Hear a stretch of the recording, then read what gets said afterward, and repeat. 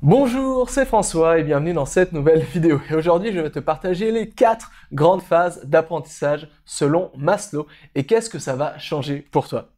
Alors, selon Maslow, il n'existe pas 36 phases d'apprentissage. Non, il en existe 4 et je vais te les citer tout de suite. La phase d'incompétence inconsciente, la phase d'incompétence consciente, la phase de compétence inconsciente et la phase de compétence consciente.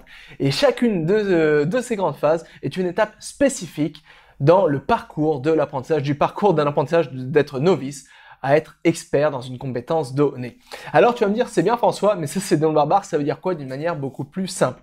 Alors, incompétence inconsciente, tout simplement, ça veut dire que tu ne sais pas que tu ne sais pas. L'incompétence consciente, c'est-à-dire que tu sais que tu ne sais pas, tu réalises que tu ne sais pas. La compétence inconsciente, c'est que tu ne sais pas ce que tu sais, ou tu as oublié ce que tu sais. Et enfin, la compétence consciente, simplement, tu sais que tu sais. Et c'est vraiment ça l'objectif dans tous ces apprentissages, c'est d'atteindre le niveau 4 de phase d'apprentissage, c'est-à-dire le niveau de compétence consciente.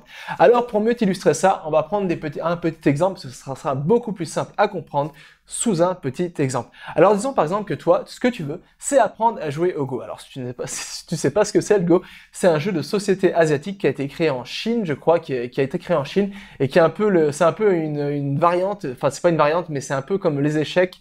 Au niveau asiatique, c'est vraiment quelque chose qui est vraiment très très important. Il y a des compétitions, il y a des méga stars, les champions de Go, c'est des méga stars en Asie, etc. Donc c'est vraiment quelque chose de super connu en Asie, de quelque chose de très très important en Asie. Alors le but de cette vidéo, c'est pas de te faire une histoire du Go, simplement, disons voilà, ton objectif c'est d'apprendre à jouer au Go. Alors tout au long de ton apprentissage, tu vas passer par ces 4 grandes phases d'apprentissage. Tout d'abord, tu vas passer par la phase d'incompétence inconsciente. Ça veut dire que c'est tout simple. Tu n'auras pas connaissance du Go.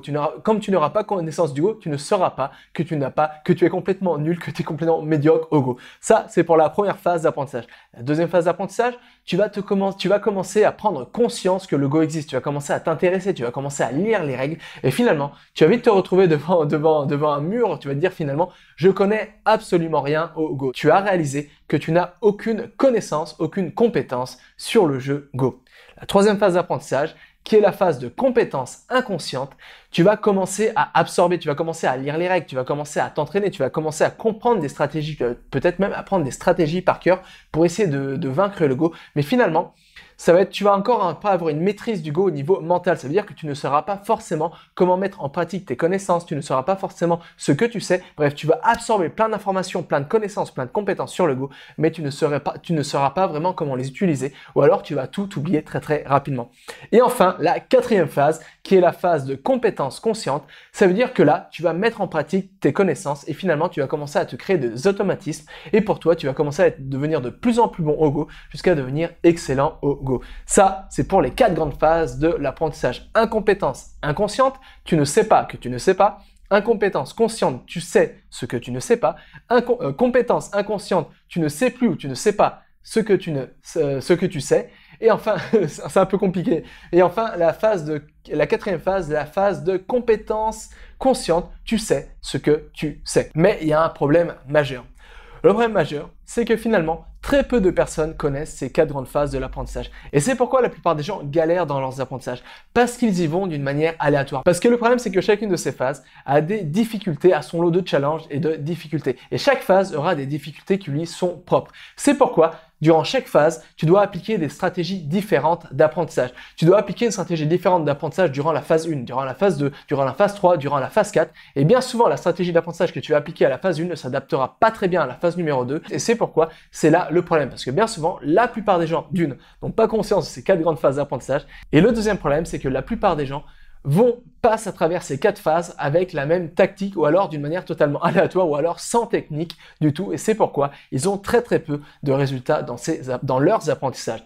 Et c'est pourquoi finalement le secret pour arriver à monter ces 4 marches, ces 4 phases d'apprentissage très très rapidement, c'est d'attaquer chaque phase par rapport à ces problèmes précis. C'est-à-dire que attaquer la phase numéro 1 et essayer de soulever les problèmes qui sont spécifiques à la phase numéro 1.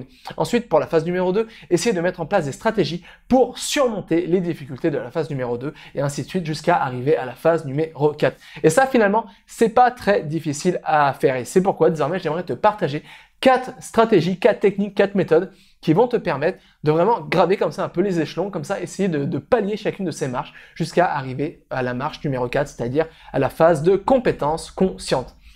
Alors comment faire pour arriver à maîtriser la phase d'incompétence inconsciente, c'est-à-dire je ne sais pas que je ne sais pas.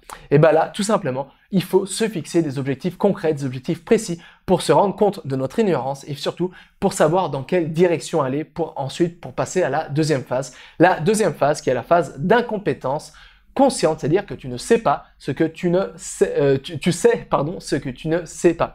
Et là, le mieux, c'est tout simplement partir de tes lacunes, partir de tes faiblesses, essayer de cerner les choses que tu ne sais pas et à partir de ça, construire un plan d'action qui va s'appuyer sur tes lacunes, sur tes faiblesses, sur les choses que tu ne connais pas et pour pouvoir par la suite progresser de la manière la plus rapide et de la manière la plus simple possible. Ensuite, la phase numéro 3, compétence inconsciente. Alors là, ça veut dire que tu devras absorber plein d'informations et pour ça, le mieux, c'est de booster tes facultés cognitives et mentales. Alors ça veut dire quoi, booster tes facultés cognitives et mentales? C'est-à-dire apprendre à utiliser ta mémoire d'une manière correcte. C'est-à-dire apprendre à lire efficacement. Ça veut dire apprendre à prendre des notes efficaces et ça veut dire apprendre à retenir tout ce que tu retiens, tout ce que tu apprends sur le long terme et mettre en place une stratégie de révision pour ne pas oublier la plupart des choses que tu apprends.